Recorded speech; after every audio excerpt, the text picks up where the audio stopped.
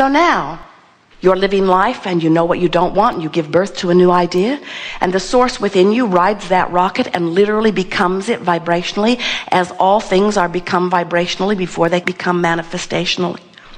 And so that non-physical part of you holds that vibration, and the law of attraction responds to it. Responds to the increased wealth. It responds to the improved bodily condition. Responds to the improved clarity. Responds to the improved vitality and flexibility that your life has helped you to ask for. Because when you ask, it is always given. It is not just given. It is given, and the larger part of you becomes it. And then law of attraction begins to respond to that larger part of you. So now, since law of attraction is responding to everything, and this larger part of you is summoning from all of the resources of this boundaryless universe, all things necessary to give you the complete summation and manifestation of what you've asked for, what a powerful vortex is created around that idea. And to you, it feels like a pulling of you, and all things like you, all things like this idea that you've given birth to, are being called toward that too.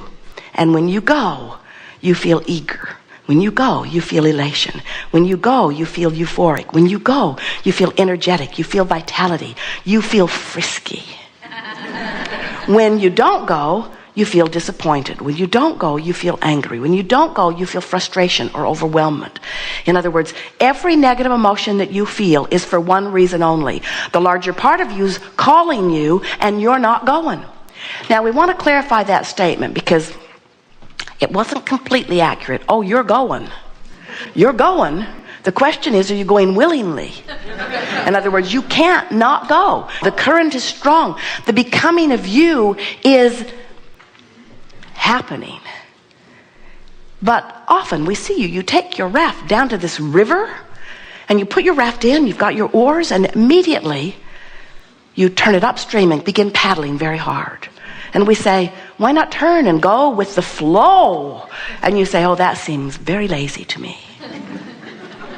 Anybody could do that. I think I should try harder. And I think I should go that way. We say, really? You want to go that way when every resource in the universe is calling you this way? And you say, yes, I'm going that way. Because I'm virtuous and valiant and vigilant and diligent. And look around. Look at all the others that were born around me. They're all going that way, too. Because we've all heard, if we struggle hard, we'll get a monument. They'll write books about our struggle. We'll be famous. And after we die, our struggling friends tell us, that's when the real reward for our struggle will come. We say, really? How do you figure that out? The laws of the universe change then?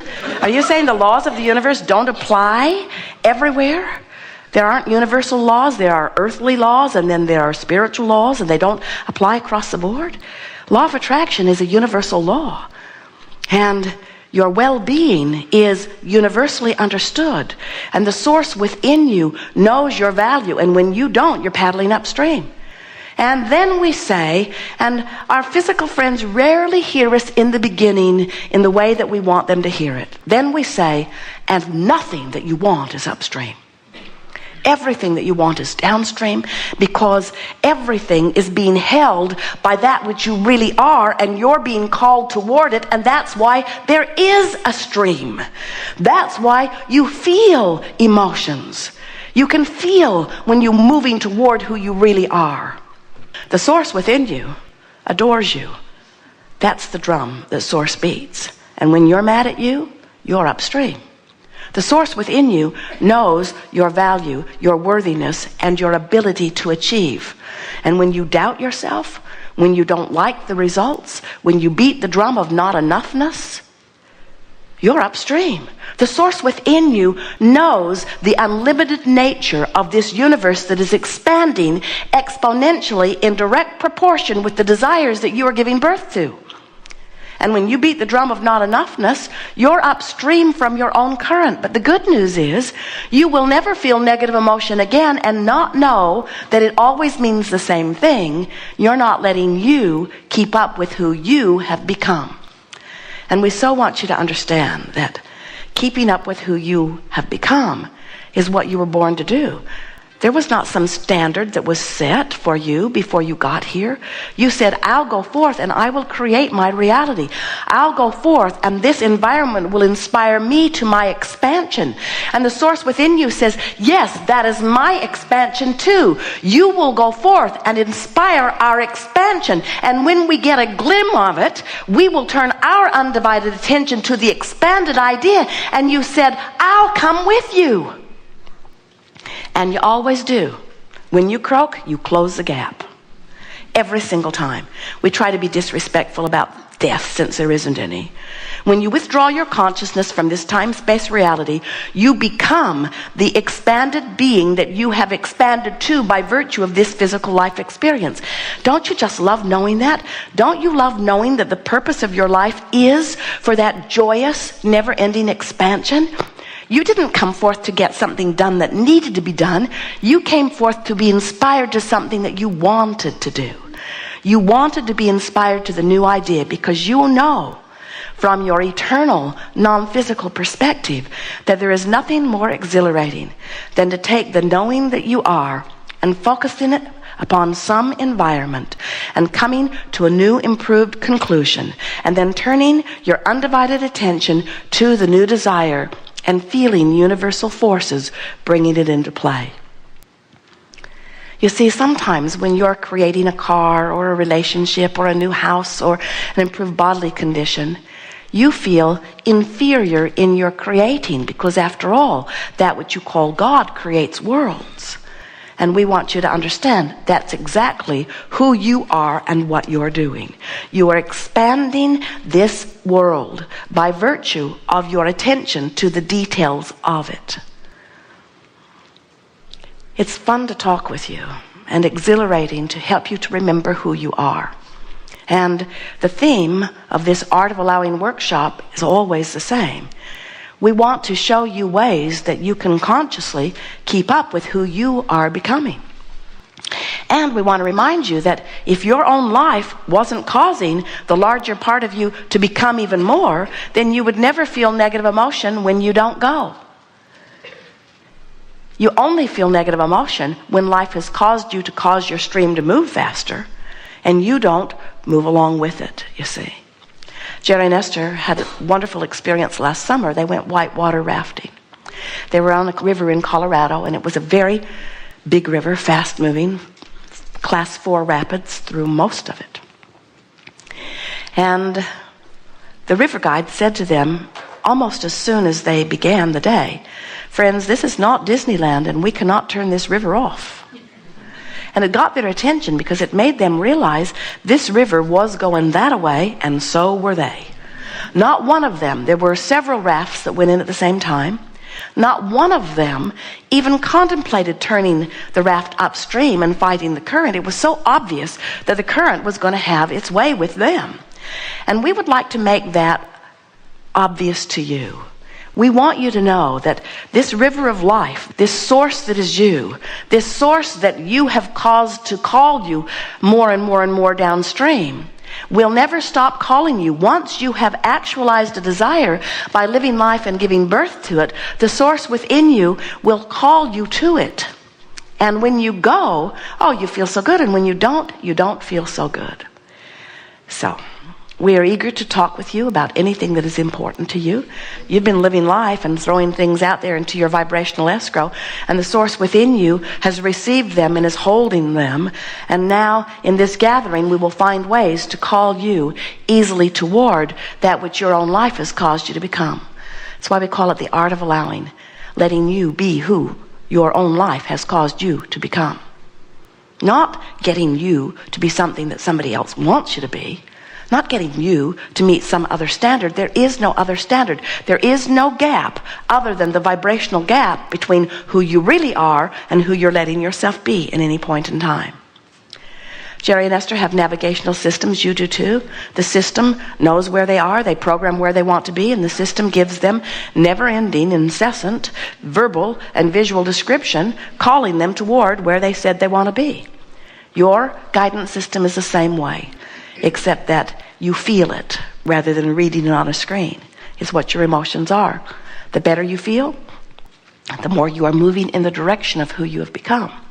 You don't have to turn your boat around and begin paddling rapidly toward all the stuff that you think is waiting for you downstream. In fact, even the idea that you have to paddle downstream means you don't understand the power of the stream. It will take you. You don't even have to turn your boat around. If you just let go of the oars, the current will turn your boat around.